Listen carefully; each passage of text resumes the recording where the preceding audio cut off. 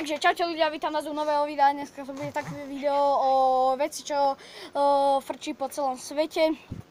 To sú spinnere. No, tie spinnere majú pomáhať na ukludnenie, alebo dajú sa s ním... to nie je pekné.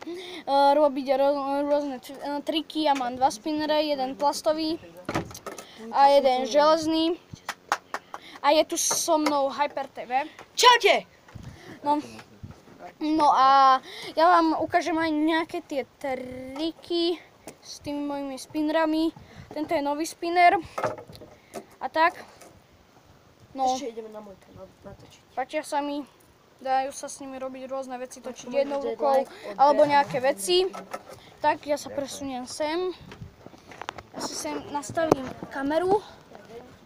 Snad to je vidno, počkaj, svieti tu slnko, tak ja by som si to dal radšej sem. Bude to na mieste stať. Dobre, tu mám prvý spinner.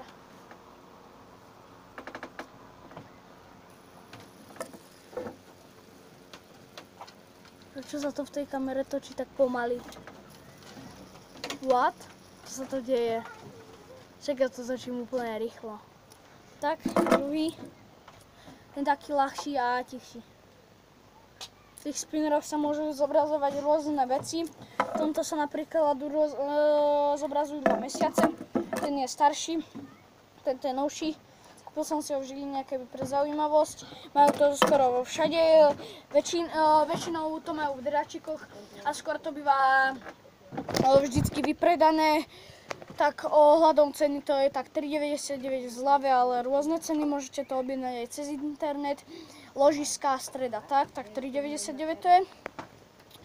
No a tak, keby ste mali 3D tlačiareň, tak si to tam môžete kľudne spraviť a potom to namalovať, kúpiť si ložiska a stred a je to.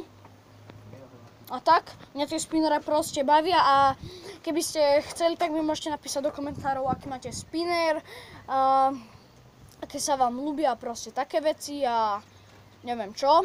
Tak ja by som vám to povedal a... A dajte mi odber a like, lebo skápete do rana.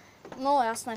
Lebo on má takú súťaž, ten Hyper TV, že kto mu dá lajky, odbery, tak môže vyhrať spinner, tak asi tak. A do komentu musíte napísať hashtag chcem vyhrať.